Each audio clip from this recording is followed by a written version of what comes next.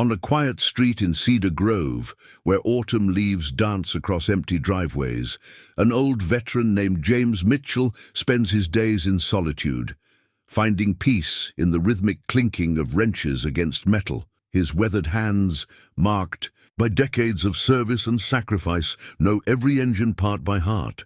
It's the human connections he's forgotten how to fix. But fate has a way of changing even the most set-in-stone routines. When Sarah Kennedy's car breaks down outside his house, neither of them realizes this moment will rewrite both their stories. She sees the military pride still standing tall. In his posture, he notices the wedding ring she still wears, though its partner is long gone. Two souls, shaped by loss and duty, are about to discover that sometimes the most profound acts of courage aren't on battlefields. They're in opening your heart when you've forgotten how. Before we jump back in, tell us where you're tuning in from. And if this story touches you, make sure you're subscribed, because tomorrow I've saved something extra special for you. Sarah Kennedy smoothed her silver-streaked hair in the mirror, a habit from decades of professional life that hadn't faded in retirement. At 68, she carried herself with the same grace that had caught Thomas's eye 40 years ago. The thought of him still brought a bittersweet smile to her face as she fastened his favorite pearl earrings, a 20th anniversary gift she couldn't bear to leave in her jewelry box. The Roberts Foundation office awaited her, though these days she only went in 3 times a week. After Thomas's death 5 years ago, running his charitable foundation had become her lifeline. They'd started it together when he sold his construction company, determined to help underprivileged families build better lives. Now it was her way of keeping his legacy alive, of making sure his gentle spirit continued to touch lives. Her modest colonial home sat quiet around her, morning light streaming through windows that needed washing. Thomas had always handled those little maintenance tasks. Now they piled up, silent reminders of his absence. Their son, Michael, kept offering to hire someone, but Sarah resisted. Accepting help felt too much like accepting that Thomas was really gone. The kitchen still bore traces of her early morning routine. A half-empty coffee cup, the crossword puzzle she'd given up on, her daily planner open to a schedule that never quite filled the hours. Photos covered the refrigerator. Thomas coaching Little League, family vacations at the lake, Michael's wedding 3 years ago. The newest addition was an ultrasound picture, their first grandchild due in spring. Thomas would have been over the moon. Her ancient Volvo sat in the driveway, a practical car that had seen better days. Thomas used to tease her about upgrading, but she'd grown attached to its familiar quirks. Lately, though, it had been making strange noises that she'd been stubbornly ignoring. Today's board meeting couldn't wait. They were reviewing applications for the winter grant cycle, families counting on their help. Sarah gathered her papers, checking one last time that she had everything. The foundation's work gave her purpose, a reason to keep pushing forward when grief threatened to pull her under. This quarter's focus was on veteran support programs, something Thomas had been passionate about. His father had served in Korea, and he never forgot the struggles military families faced. The morning air carried a hint of autumn as she backed out of the driveway. Cedar Grove was waking up around her, joggers nodding as they passed, children waiting for school buses. The usual rhythm of suburban life. She'd lived here 30 years, but sometimes it felt like a different world without Thomas beside her. The car made it 3 blocks before the engine coughed ominously. Sarah gripped the steering wheel tighter, silently willing it to hold together just a little longer. But the coughing grew worse, and the vehicle shuddered to a stop in front of a well-kept house with an open workshop door. Through the windshield, she could see someone moving inside. An older man in a worn denim shirt, his bearing unmistakably military. Sarah sat for a moment, weighing her options. Her phone showed full bars, and roadside assistance was just a call away. But something made her hesitate, her hand hovering over the screen. Maybe it was the neat row of flags in the workshop, or the way the man carried himself as he approached. His door Whatever it was, she found herself reaching for her purse, preparing to step out into the morning air that suddenly felt full of possibility. James stepped out into the sunlight, wiping his hands on a shop rag that had seen better days. He approached the stranded Volvo with the measured steps of someone who'd learned to take life at his own pace. The woman behind the wheel caught his eye. Something in her posture reminded him of Mary, that same quiet dignity. "Timing belt's about to go," he said, as Sarah opened her door. "Been making a noise for a while, I'd guess." His voice was gruff from disuse, but not unkind. Sarah emerged from the car, smoothing her skirt with practiced grace. You can tell that just from the sound. 30 years of fixing engines gives you an ear for their complaints." He gestured toward his workshop. "I can take a look if you'd like. Shouldn't take long to confirm." She hesitated, glancing at her watch. "I have a board meeting, but—" The car made the decision for her, letting out another worrying sound.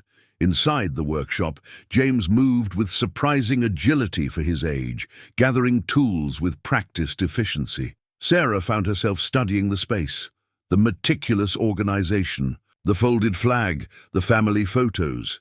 Her eyes lingered on a picture of a woman with kind eyes and a warm smile. "Mary," James said, noticing her gaze. "My wife." He didn't add late. Didn't need to. The way he said her name carried all the weight of loss. "Thomas," Sarah responded, touching her wedding ring. A moment of understanding passed between them, heavy with shared experience. James worked steadily, explaining each step as he went. Sarah found herself drawn into his methodical world, appreciating the sure knowledge in his weathered hands. When he mentioned serving as a medical mechanic in Vietnam, she shared that Thomas's father had served in Korea. "Foundation I work with is actually focusing on veteran support programs this quarter," she mentioned, watching him test a connection. "Good cause," he replied, his focus still on the engine. "Lot of folks come back needing more than they're willing to ask for." The morning slipped away as James replaced the timing belt, their conversation flowing naturally between comfortable silences. He told her about his daughter in Colorado, and she shared news of her upcoming grandchild. There was an ease to their interaction that surprised them both. When he finally closed the hood, Sarah reached for her purse. "What do I owe you?" James shook his head. "Parts were simple enough. Labor's free for good conversation.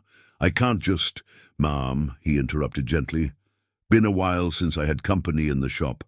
Consider us even." Sarah studied him for a moment, seeing past the gruff exterior to something familiar, the same kind of loneliness she fought daily. "Thank you, Mr. Mitchell." "James," he corrected, then added with the ghost of a smile, "only Mr. Mitchell on Sundays." As Sarah drove away, engine purring smoothly, James stood in his workshop doorway longer than usual. The morning's quiet routine had been disrupted, but for the first time in years, the silence that followed felt a little less empty. Later that evening, Sarah sat at her kitchen table, a cup of chamomile tea growing cold beside her as she typed James's name into her laptop. The Roberts Foundation database held records of local veterans, and her position as director gave her access to community service histories.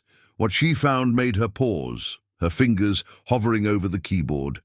James Mitchell hadn't just served as a medical mechanic. He'd saved countless lives, keeping emergency vehicles running under heavy fire. After retiring, he'd quietly helped local veterans with car repairs, never charging more than parts cost, sometimes nothing at all. The citations spoke of his dedication, but it was the personal notes that caught her attention. "Mr. Mitchell, fixed my car when I couldn't afford repairs, helped me keep my job. James gave me purpose when I came home, teaching me about engines." She opened her notepad, the same one she'd used for foundation business for 20 years, and began to write. The thank you note started formally enough, but soon transformed into something more personal. She found herself sharing how the morning's conversation had been the first in years that didn't feel weighted with obligation or pity. "Dear James," she wrote, her handwriting flowing across the cream-colored paper, Your kindness today went far beyond fixing my car. In a world that often feels too busy for simple decency, you reminded me that some people still take the time to truly help others. The way you spoke about Mary, it helped me understand that someone else knows this path I'm walking. She paused, tea forgotten, as she described discovering his history of helping veterans. Thomas would have admired your quiet service to others. He always said true character shows in the things we do when no one's watching. The foundation I run is currently looking to expand our veteran support programs, and speaking with you made me realize we've been missing something essential: the power of practical help combined with genuine understanding. A photo caught her eye, Thomas at their last anniversary, his smile as bright as ever. Would he approve of her reaching out like this? Somehow she knew he would. He'd always pushed her to follow her instincts about people. Sarah found herself adding more personal touches to the note. She mentioned her upcoming board meeting about veteran initiatives, how his perspective had already influenced her thinking. Sometimes the biggest impact comes from the smallest gestures, she wrote, remembering how he'd refused payment. Your workshop feels like a place where healing happens, not just for engines, but for the people who find their way there. The clock on the wall chimed 9, startling her. The note had grown longer than intended, but she couldn't bring herself to edit it down. Instead, she added a final paragraph. I know this may seem like an elaborate thank you for a simple car repair, but something tells me you'll understand. Sometimes life puts people in our path for a reason, and I've learned not to ignore those moments. She signed it simply, Sarah Kennedy, adding her foundation card as an afterthought. The envelope felt heavier than it should as she sealed it, weighted with possibility. Tomorrow, she decided, she would deliver it personally. The thought brought a flutter of nervousness she hadn't felt in years. Before bed, she found herself in the garage, looking at the newly repaired Volvo. The engine purred perfectly now, but it was the memory of weathered hands working with gentle precision that lingered in her mind. For the first time since Thomas's passing, she felt something shift inside her, a tiny crack in the wall she'd built around her heart. The next morning's sun cast long shadows across James's driveway as Sarah pulled up, letter tucked in her purse. She'd changed outfits twice before settling on casual slacks and a blue blouse, professional enough for the foundation director. She was relaxed enough for a workshop visit. The sound of classic rock drifted from inside, and she smiled at the thought of the serious veteran listening to Sweet Home Alabama. James looked up from the Mustang's engine as she appeared in the doorway, surprise flickering across his features before settling into a cautious welcome. Mrs. Kennedy, car giving you trouble again? Sarah, please, she corrected, stepping into the familiar scent of oil and metal. And no, the car's running perfectly. I wanted to thank you properly. She withdrew the envelope, suddenly feeling nervous as a schoolgirl. He wiped his hands carefully before taking it, his eyes questioning. Wasn't necessary, but thank you. He tucked it into his shirt pocket, clearly intending to read it later. I hope you don't mind, Sarah ventured, gesturing at the Mustang, but I'd love to hear about this project. Thomas had one just like it. In college, used to talk about it all the time. Something in James's expression softened. She's a 67, been restoring her piece by piece. He patted the fender almost affectionately. Your husband had good taste. Mind showing me what you're working on? Sarah surprised herself with the request, but something about the car, about this moment, pulled at her heart. James hesitated only briefly before nodding. Was just about to take a coffee break anyway. Got a fresh pot if you're interested. The next hour passed in a blur of stories and shared memories. James explained each part of the restoration with patient detail, his usual reserve melting as he spoke about the car's history. Sarah found herself sharing tales of Thomas's adventures in his Mustang, including their first date when it broke down miles from nowhere. Mary would have loved this, James said suddenly, then looked startled at his own words. She always said I needed someone to talk to besides my engines. Sarah's heart tightened at the raw honesty in his voice. Thomas was the same about his construction. Her sights said I kept him human when the work tried to make him all business. They settled into workshop chairs, coffee cups balanced on an old tool cart. James finally pulled out her letter, reading it slowly, his expression unreadable. When he finished, he carefully refolded it. Your foundation, he said finally. The veteran support programs. Tell me more about that. Sarah leaned forward, enthusiasm coloring her voice as she explained their initiatives. As she spoke, she watched. James's eyes light up with recognition of needs he'd seen firsthand. Got a lot of folks around here who could use that kind of help, he admitted. Young veterans especially. Some of them come by the shop looking for work or just someone who understands. That's actually part of why I came back, Sarah said, seizing the moment. I'd love to hear your thoughts on what's really needed. Sometimes the best ideas come from people doing the actual work, not just those of us in offices. James stood, walking to the workbench where Mary's photo sat. He was quiet for a long moment before turning back. Mary always said I needed to do more than just fix cars. Said I had more to give. He gestured around the workshop. Maybe she was right. Sarah felt the weight of the moment, the subtle shift in the air between them. Sometimes, she said softly, the people we lost have a way of pointing us toward what we need to do next. As if on cue, a young man appeared in the doorway, wearing a faded military jacket. Mr. Mitchell, someone said you might be able to help. With my truck. James and Sarah shared a look of understanding. Without a word, she gathered her purse but paused at the door. Same time tomorrow. We could talk more about those ideas. James nodded, already moving to greet the young veteran. I'll make fresh coffee. Walking to her car, Sarah felt lighter than she had in years. Behind her, she could hear James's voice, patient and kind, asking about the truck's problems. Some things, she realized, were meant to be, not as replacements for what was lost, but as new chapters waiting to be written. The following weeks saw Sarah's Volvo becoming a regular fixture outside James's workshop. What started as casual conversations over coffee gradually evolved into intense planning sessions, with Sarah's legal pad filling with notes as James shared. His experiences helping local veterans. Most of these young folks, James explained one morning, tapping a wrench against his palm thoughtfully, they're not looking for handouts. They need purpose, a way to feel useful again. He gestured to the various projects around his workshop. Working with their hands, fixing things, it gives them that. Sarah watched him demonstrate a simple engine repair to two veterans who'd stopped by. His patience, the way he broke down complex processes into manageable steps, revealed a natural teacher's gift she hadn't initially recognized. What if, she ventured during their afternoon coffee break, we turned this into something bigger? The foundation could provide tools, materials, maybe even a larger space.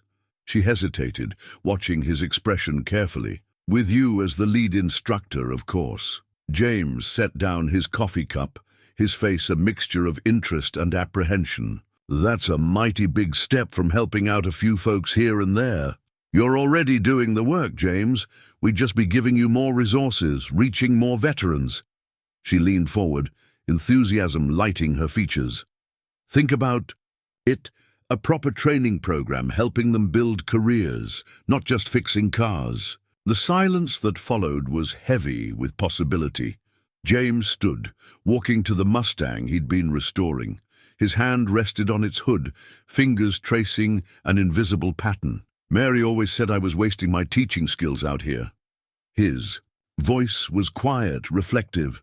Course then she'd laugh and say, at least the cars didn't talk back. Sarah smiled, remembering similar conversations with Thomas about expanding his charity work. Sometimes the biggest changes start with one small yes. A young veteran they'd been helping, Mike, chose that moment to poke his head in. Mr. Mitchell, got that alternator installed like you showed me. Want to check my work? James's face softened. As he turned to the young man, be right there, son. He glanced back at Sarah. Give me some time to think on it. Of course. She gathered her things, trying to hide her disappointment. I should get back to the office anyway. Board meeting. Tomorrow. At the door, James called after her. Sarah? She turned, heart skipping at the use of her first name. How about we discuss this more over dinner, somewhere that doesn't smell like motor oil? The invitation hung in the air between them both. Recognizing it as more than just a business discussion, Sarah felt her cheeks warm slightly. I'd like that, James. As she drove away, she caught sight of him in her rearview mirror, standing in the workshop doorway, watching her leave. The image stirred something in her heart.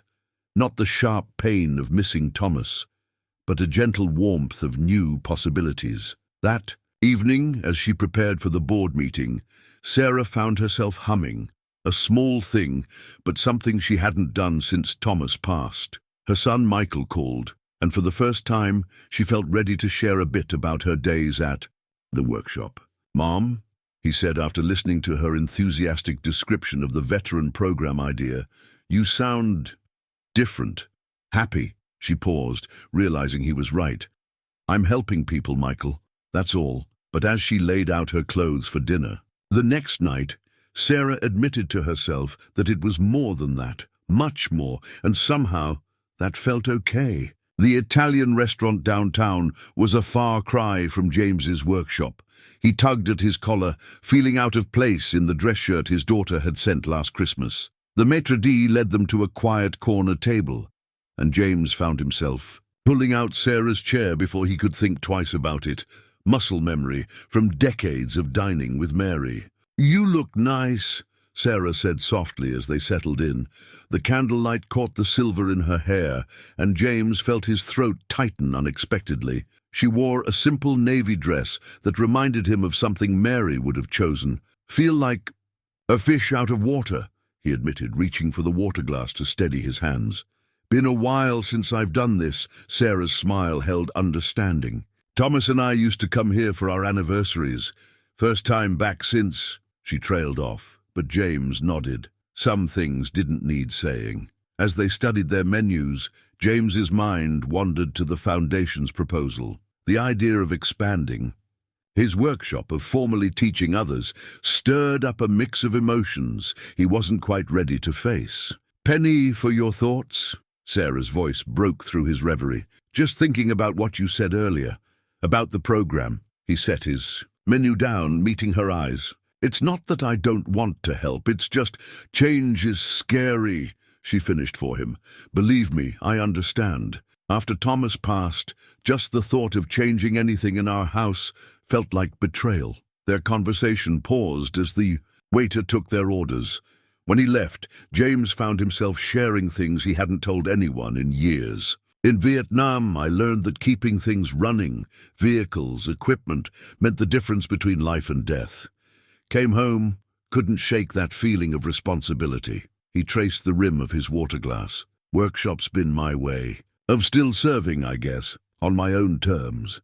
Sarah reached across the table, her hand stopping just short of his. And you think accepting help would change that? Mary used to say I was stubborn as an old mule. He smiled at the memory, said I needed to learn to let people in. Sounds like she was wise. Sarah's eyes held a gentle challenge. You know, Thomas was the same way about the Foundation at first. Wanted to help everyone himself. Took me months to convince him that helping more people meant building a team. Their food arrived, and they fell into easier conversation. James found himself sharing stories about his daughter Jenny, about teaching her to change her first tire. Sarah talked about her son Michael, about the grandchild on the way. As the evening wore on, James felt something inside him beginning to shift. Watching Sarah's animated expression as she described her vision for the veteran program, he could see what Mary had tried to tell him all those years, that sometimes holding on too tightly to the past meant missing the gifts of the present. Tell you what, he said as they finished their dessert, why don't you come by the workshop tomorrow, meet some of the veterans who stop by regularly, see what we're already doing. Might help us figure out how to grow it right. Sarah's face lit up, and James felt his heart skip a beat. I'd like that very much. Outside the restaurant they lingered by their cars, neither quite ready to end the evening. The night air was cool, carrying the first hints of autumn. "Thank you for dinner," Sarah said, reaching for her car door. "Sarah?" James's voice stopped her. "Mary would have liked you. A lot." She turned back, eyes shining in the streetlight. "Thomas would have appreciated everything you're doing for these veterans."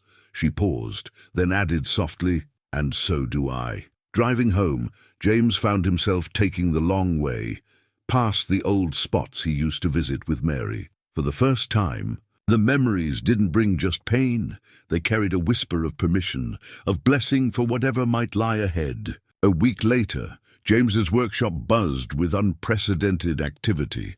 The usually quiet space echoed with the sounds of moving equipment and friendly chatter as several veterans helped reorganize the area. Sarah stood in the doorway, clipboard in hand, watching James direct the transformation with a mixture of military precision and grandfatherly patience. "Tools for teaching go on this wall," he instructed Mike, the young veteran who'd become a regular fixture.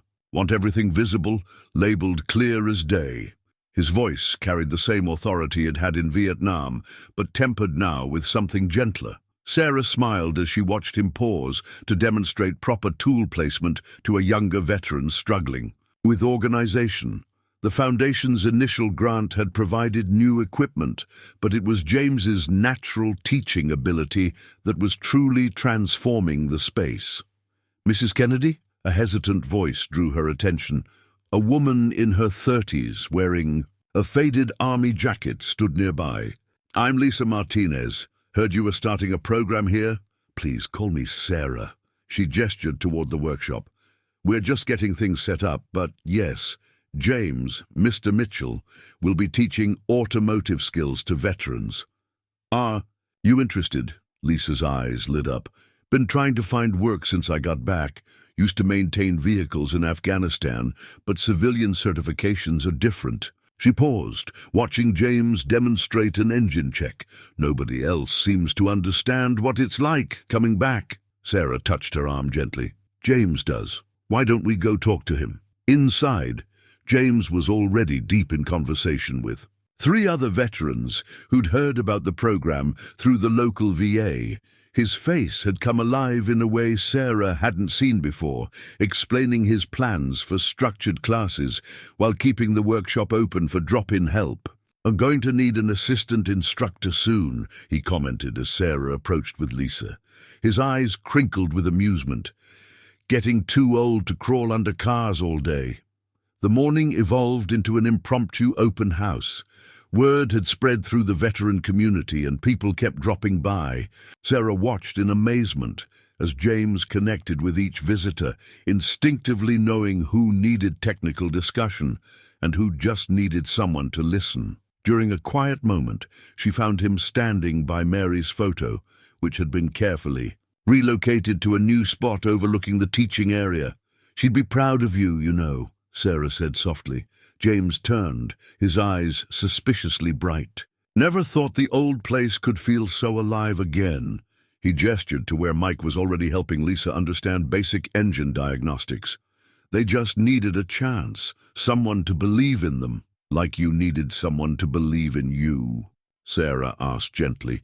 He met her eyes, understanding passing between them. "Seems we both needed that." The day wound down as the sun began to set, casting long shadows through the workshop windows. The space had been transformed, not just physically, but in spirit. New posters about automotive certification hung beside James's old military photos. Fresh coffee mugs sat next to carefully organized tools. The air hummed with possibility. 7 veterans signed up for regular classes, Sarah announced, reviewing her notes. Plus another dozen interested in drop-in sessions. "Guess we're really undoing this," James said, wiping his hands on a shop rag. The gesture was familiar, but his expression was different, lighter, more hopeful. As they stood in the doorway, watching the last of the visitors drive away, Sarah felt James's hand brush against hers. Neither moved away. The touch was slight, but it carried the weight of promise, of new beginnings built on honored memories. "Thank you," James said quietly, "for helping me see what this place could be." The workshop settled into evening silence. But it was different now. Not the hollow quiet of loneliness, but the peaceful pause between one good day and the promise of another. Autumn settled into Cedar Grove, painting the trees in brilliant colors and bringing a crisp edge to the morning air. The workshop's routine had evolved into a comfortable rhythm, with Sarah arriving each day around 10, carrying 2 cups of coffee from the local diner, one black for James, one with a splash of cream for herself. Their lunch breaks became a cherished ritual, often spent sitting in the small office they'd carved out of a corner of the workshop. Today, Sarah had brought homemade soup in a thermos, and James contributed fresh bread from the bakery down the street. "Jenny called this morning," James said, breaking off a piece of bread. "Says she's bringing the kids for Thanksgiving this year."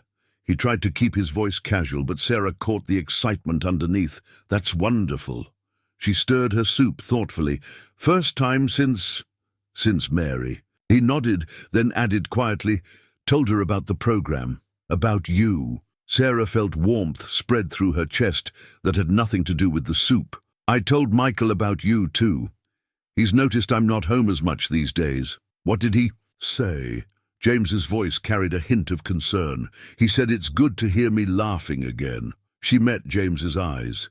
"He's right, you know. I hadn't realized how much I'd stopped doing that." Their conversation was interrupted by Lisa poking her head in. "Mr. Mitchell, got a challenging diagnostic in Bay 3 when you're free." James wiped his hands and stood.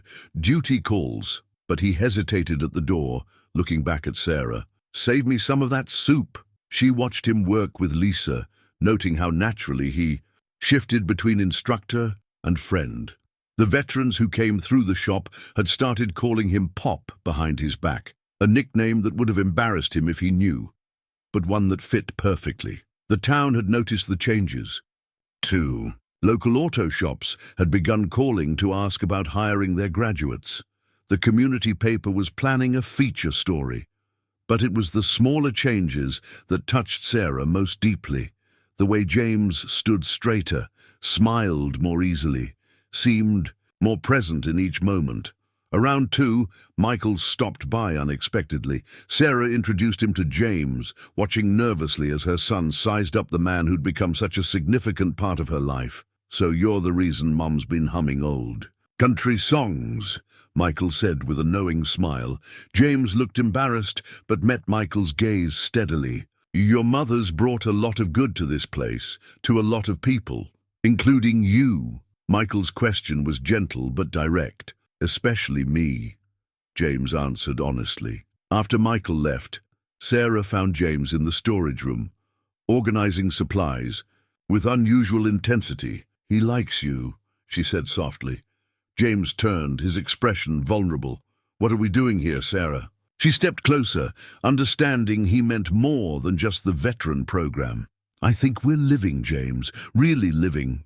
Maybe for the first time in a long while." He reached out, taking her hand in his oil-stained one. The gesture was tentative, but felt as natural as breathing. Mary used to say that love isn't about replacing what's lost, it's about making room for what's possible. Thomas would have said the same thing. Sarah squeezed his hand. He always believed that happiness finds you when you're busy doing good for others. The afternoon light filtered through the workshop windows, catching the dust motes in golden beams. From the main room came the sounds of veterans working, learning, healing. And in that moment, standing hand in hand in a storage room that smelled of motor oil and possibility, both Sarah and James felt the gentle approval of those they'd loved and lost, blessing this unexpected new chapter in their lives. The first sign that something was wrong came during a routine morning class. James was demonstrating brake maintenance when Sarah noticed him pause, pressing his hand against his chest. His face had gone pale, but he waved off concerned looks and continued teaching. Later that afternoon, while reviewing paperwork in their shared office, she heard a sharp intake of breath. Looking up, she found James gripping the edge of his desk, his normally ruddy complexion ashen.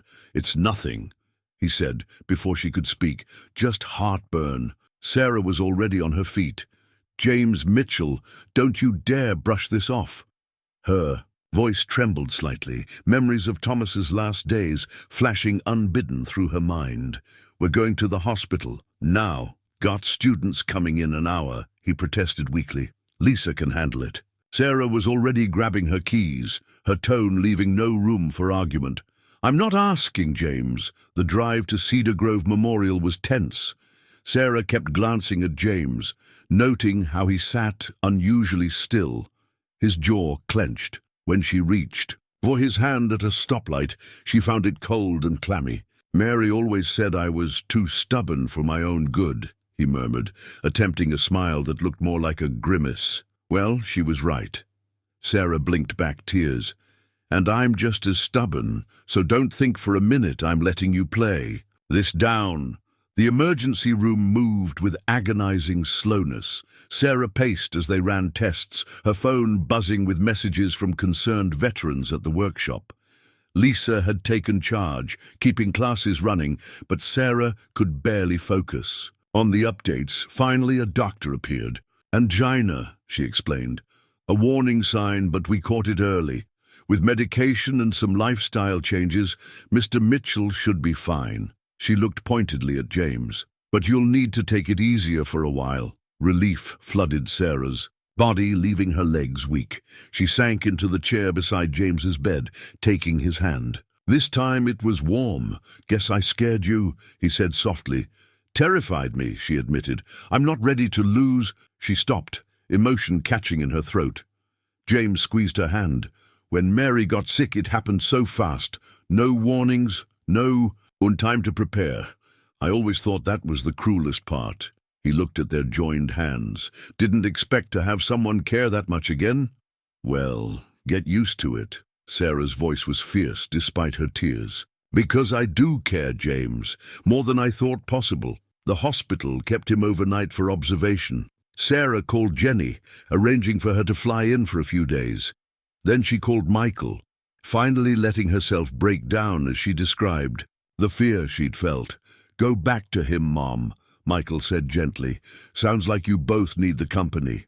She returned to find James arguing with a nurse about hospital food.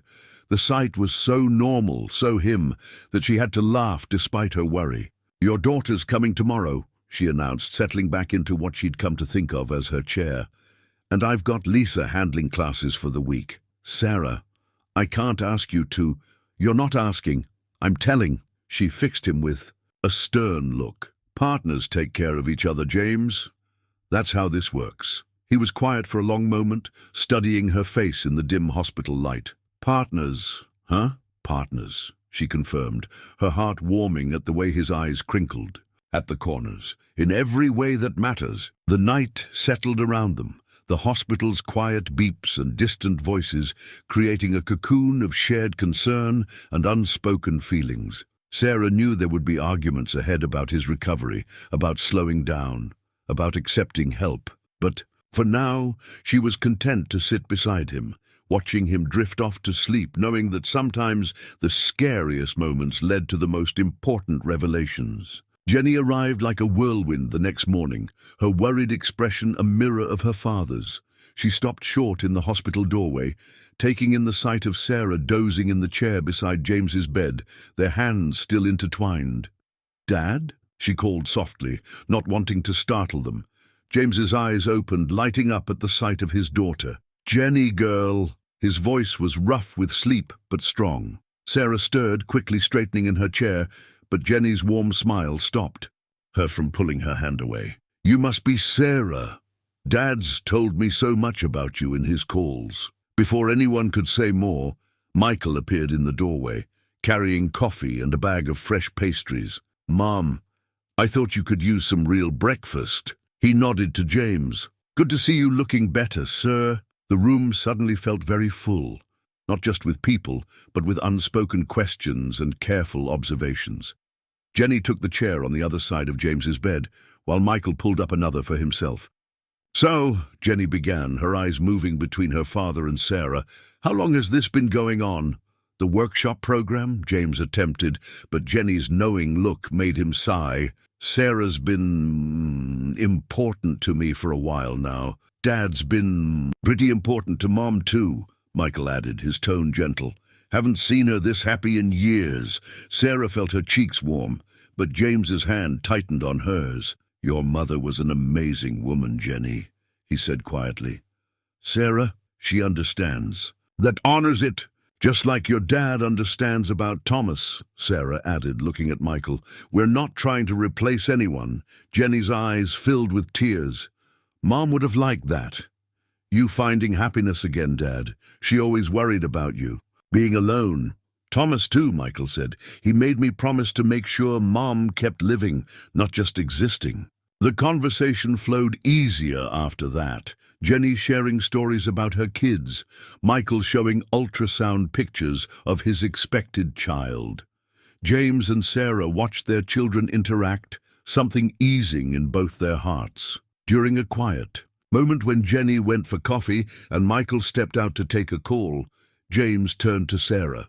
"Went better than I expected. They want us to be happy," she replied, smoothing his hospital blanket, "just like we want them to be." The next few days saw an unexpected family dynamic forming. Jenny and Michael took turns bringing meals, sharing duty with the veterans who kept the workshop running. They swapped stories about their parents, finding common ground in being children of strong marriages and shared loss. "Your dad's got that same look Mom used to get," Jenny told Michael one afternoon in the hospital cafeteria, "when they're planning something for the workshop.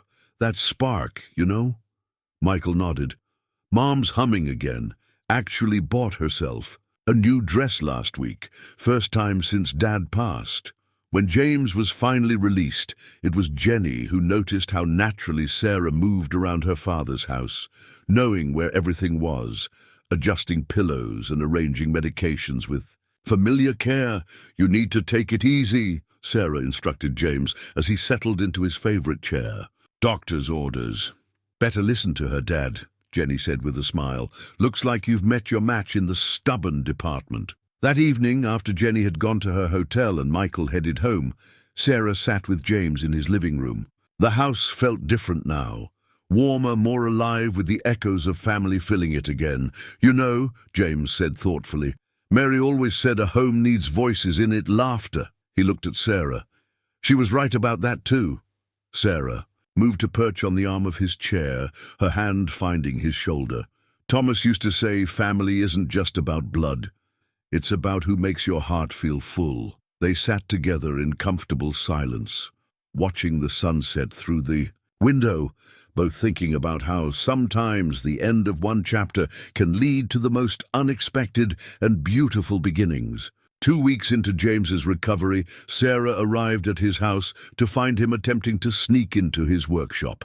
She cleared her throat loudly, making him freeze like a guilty teenager. "And just what do you think you're doing?" she asked, trying to hide her amusement. "Just checking on things," he grumbled, turning to face her. "Going stir-crazy sitting in that house all day." Sarah set down the canvas bag she was carrying. "Actually, I have an idea about that. Something to keep you busy without straining your heart." She gestured to the overgrown space beside the workshop. "Mary's garden. You've mentioned she loved working out here." James's face softened at the mention of his late wife's garden. The space had become wild in the years since her passing, rose bushes growing untamed, weeds claiming the once neat paths. He hadn't been able to bring himself to touch it. "She spent every spring out here," he said quietly, "had this whole system for her flowers. I never could keep track of it all." Sarah moved closer, taking his hand. "What if we brought it back? Not exactly the same. That wouldn't be right. But something new, something that honors her love of growing things." James was silent for a long moment, studying the tangled garden. "Wouldn't know where to start," he admitted finally. "Good thing. I brought reinforcements then?" Sarah smiled as Lisa's truck pulled up, followed by several other vehicles. Veterans from the workshop piled out, carrying tools and garden supplies. "Mrs. K told us about the project. Lisa explained, approaching with work gloves in hand. Figure. It's our turn to teach you something, Pop. James's eyes grew suspiciously bright as he watched his students become teachers. Mike, it turned out, had studied landscaping before joining the service. Another veteran, Rachel, worked at a garden center. They moved through the space with purpose, showing James and Sarah how to clear safely, what to save, what to let go. They worked. Stories flowed. James shared memories of Mary planning her garden each winter, drawing elaborate diagrams at the kitchen table. Sarah spoke of Thomas's failed attempts at growing tomatoes, how it became a running joke between them. "Got something special here," Mike said, carefully uncovering a hardy rosebush beneath the overgrowth. "This variety's tough, survives anything." "Like Mary," James said softly. "She loved those roses. Yellow ones were her favorite." Sarah squeezed his hand, understanding the significance. Later, when the others had gone home, they sat on the workshop steps surveying the progress. The space looked bare now, but held promise. "What if," Sarah ventured, "we made it a healing garden? Something for the veterans to tend when they need. Quiet time." She paused, then added, "We could plant yellow roses in the center, surrounded by new growth." James was quiet for so long that Sarah worried she'd overstepped. But when he turned to her, his eyes were clear and determined.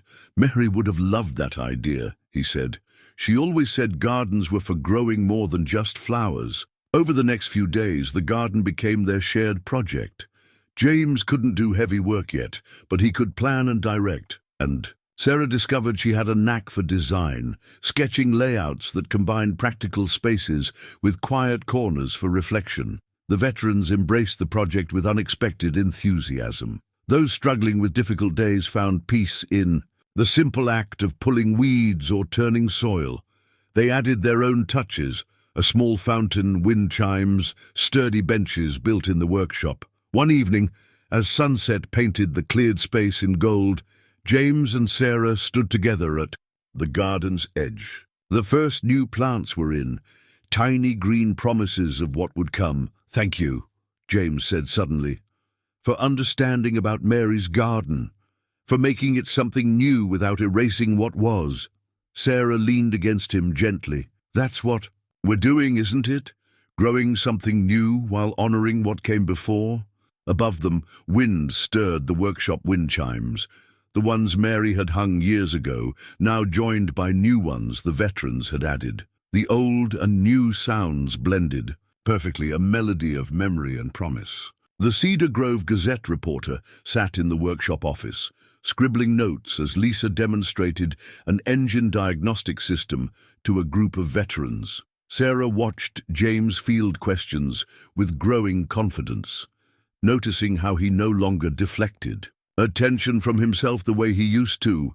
"So, Mr. Mitchell," the reporter asked, "did you ever imagine your personal workshop would become Cedar Grove's premier veteran training center?" James glanced at Sarah before answering. "Sometimes the best things in life catch you by surprise." His eyes crinkled with meaning only she understood. The story ran the following Sunday: "Local veterans find purpose in retired mechanics workshop." The article detailed their program's success: 15 veterans employed, 30 more in training, and a growing waiting list. But it was the personal stories that touched people's hearts. Lisa becoming the first female mechanic at Johnson's Auto Center. Mike starting his own mobile repair service. The phone started ringing Monday morning and didn't stop. The towns wanted to know how to replicate the program. Military organizations offered support. Local businesses called about hiring graduates. "It's overwhelming," James admitted to Sarah as they sorted through the messages. He looked tired, but happy, his doctor-mandated pace allowing him to appreciate each small victory.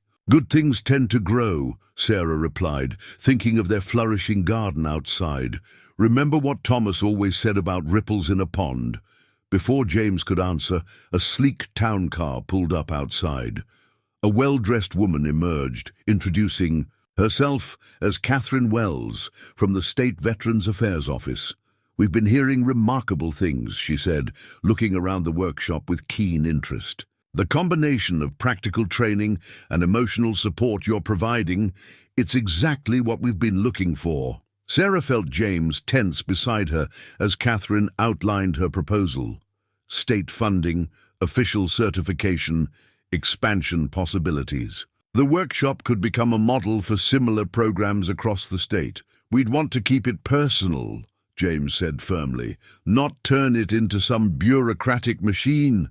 Catherine smiled. Mr. Mitchell, it's the personal touch that makes this work. We want to help you reach more veterans while keeping exactly what makes this place special. After she left, James walked to Mary's photo, now surrounded by pictures of successful graduates. Getting pretty far from just fixing cars in my garage, he mused.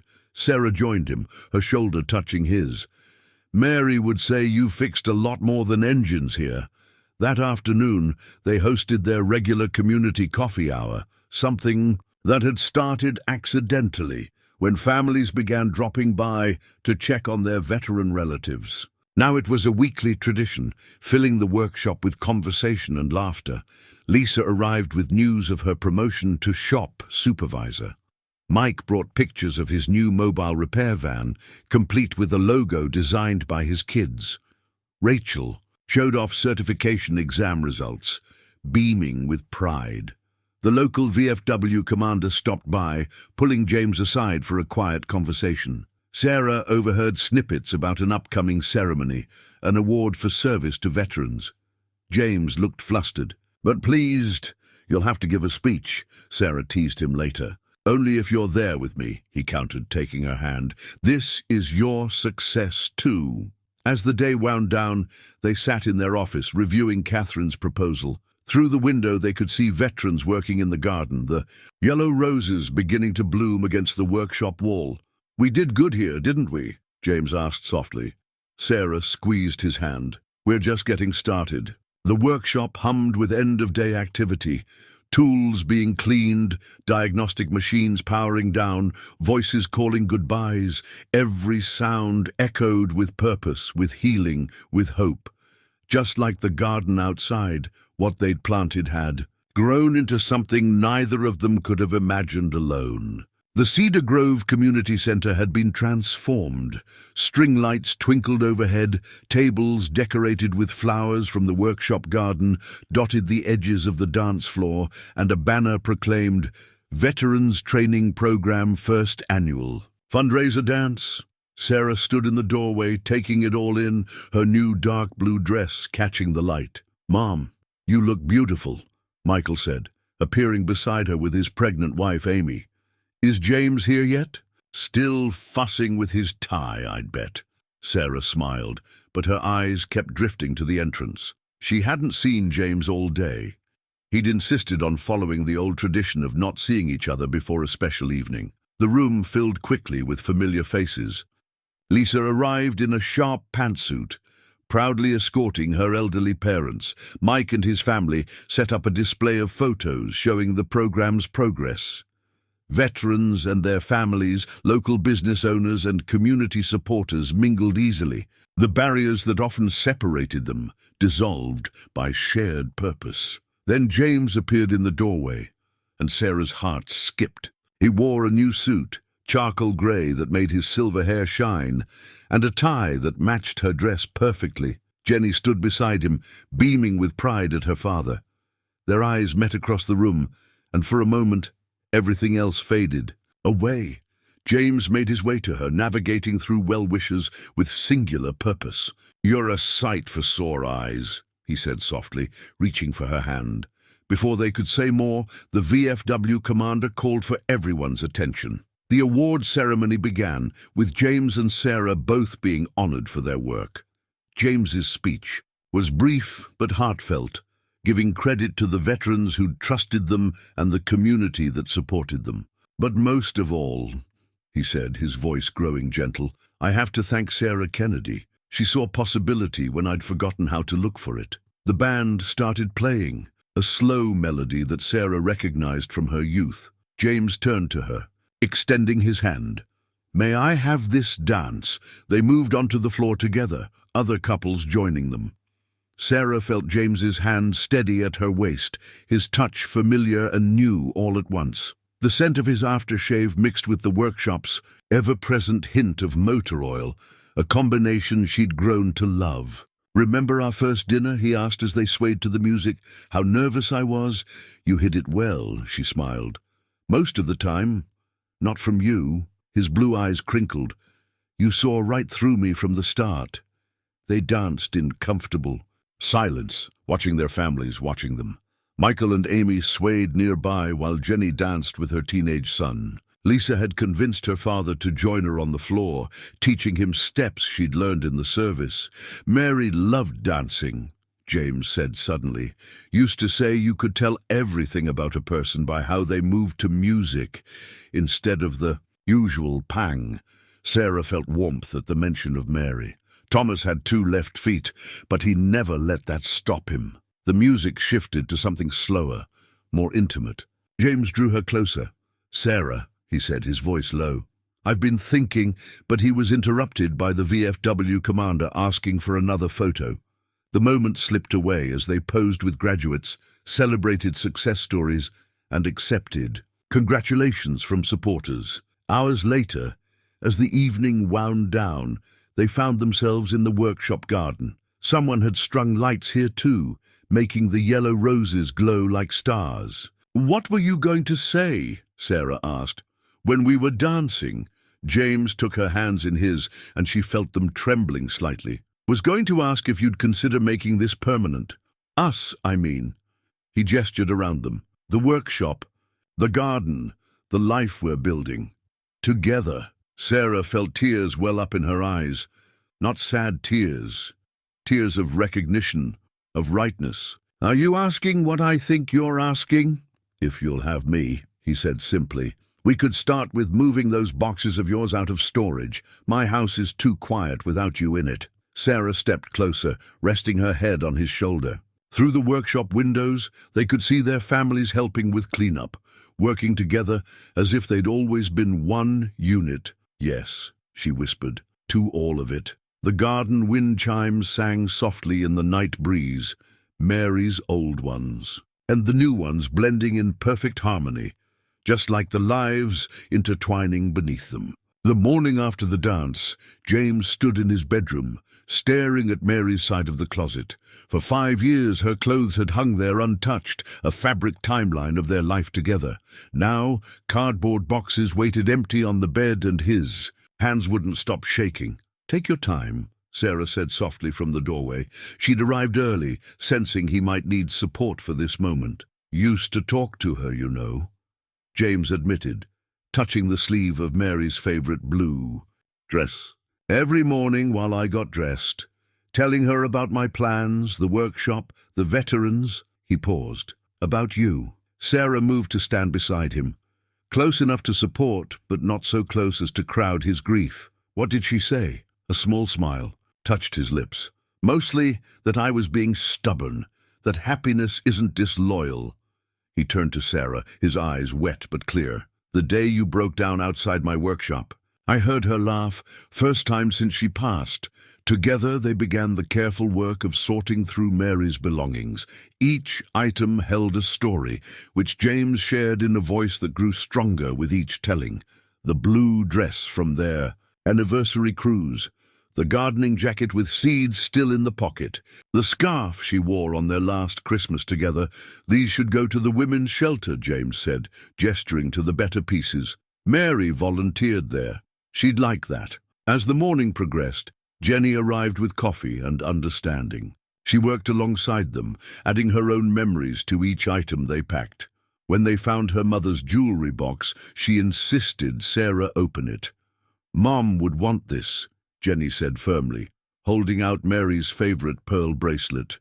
"She always said beautiful things should be worn, not hidden away." Sarah started to protest, but James took the bracelet and fastened it gently around her wrist. "Jenny's right. Mary believed joy should be passed on." His voice roughened. "Like this house passing from one love story to another." They worked through the afternoon, transforming the closet from a shrine to a space of possibility. Each box they filled felt like both an ending and a beginning. When the last item had been carefully packed and labeled, James sat heavily on the bed. "You okay?" Sarah asked, joining him. "Better than okay," he replied, taking her hand. "Feeling lighter, like I can finally see the future clearly." He turned to face her. "I love you, Sarah." Not instead of Mary, alongside her memory. Different, but just as real. Sarah's free hand went to the pearl bracelet. "I love you too, James. And I think Thomas and Mary would be happy about that." Jenny appeared in the doorway, her eyes bright with tears and joy. "They'd be thrilled," she said, "and probably laughing at how long it took you both to admit it." That evening, after Jenny left and the boxes had been delivered to various charities, James and Sarah sat in the garden. The workshop lights spilled out onto the yellow roses, and the night air carried the promise of spring. "Moving in together is a big step," Sarah said, voicing the thought that had been hovering between them. "Biggest since you convinced me to expand the workshop." James agreed. Then he chuckled. "Though this time I'm not fighting it nearly as hard." "No?" Sarah raised an eyebrow, remembering his initial resistance to change. "Learned my lesson," he said, pulling her closer. "Some changes are worth every scary moment, like a broken-down car leading exactly where you needed to go." Above them, stars winked through the branches of Mary's old maple tree, its new spring leaves dancing in the breeze. From the workshop came the familiar melody of wind chimes, old and new, past and present, weaving together in the night air. Spring burst into full bloom around the workshop, mirroring the flourishing of James and Sarah's shared vision. The State Veterans Affairs funding had come through, allowing them to purchase the vacant lot next door. Plans for expansion spread. Across their office desk, a larger training space, more equipment, and most importantly, a dedicated area for the healing garden that had proven so therapeutic for their veterans. "What about here?" James pointed to a spot on the blueprints, his other hand resting naturally on Sarah's shoulder. "Could put in a memorial fountain, something peaceful, with benches around it," Sarah added, leaning into his touch. "A place for reflection." They were interrupted by Lisa bursting into the office, her face glowing with excitement. "Just got approved for the teaching certification. I can officially help with the training programs now." James pulled her into a quick hug, his pride evident. "Never doubted you for a minute, kid." The morning's class gathered outside, and through the window, Sarah watched James demonstrate a complex engine repair. His movements were sure and steady.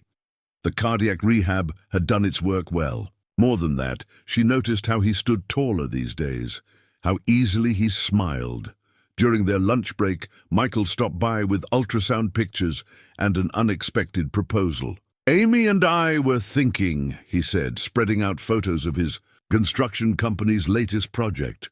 "What if we added a childcare center to the expansion for veterans with young kids?" Sarah looked at James, seeing her own excitement reflected in his eyes. "That would solve one of our biggest challenges," she said. "So many veterans can't attend classes because of childcare issues." "Could put it right next to the garden," James added, already sketching ideas. "Let the little ones grow up around growing things." The idea took root quickly. By day's end, they had preliminary plans for an integrated family support center. The Roberts Foundation Board approved emergency funding, matched by a grant from the VFW. Their small program was evolving into something neither of them had imagined. That evening, as they walked through their garden, they'd stopped thinking of it as Mary's garden or the workshop garden. It had simply become theirs. James took Sarah's hand, pulling her to a stop beside the yellow roses.